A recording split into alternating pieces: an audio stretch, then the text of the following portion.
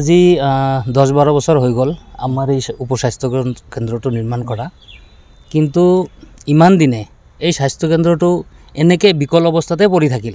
বিভাগীয় কৰ্তৃপক্ষৰ মানে চকুৱে পৰা নাই আমাৰ আঁচনিটোত।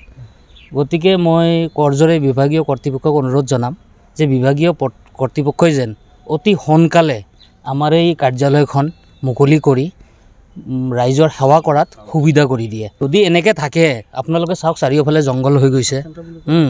গতিকে এই এনেকুৱা যদি থাকে, লাহে লাহে এই ঘৰখনো ধ্বংস পথে গৈ আছে।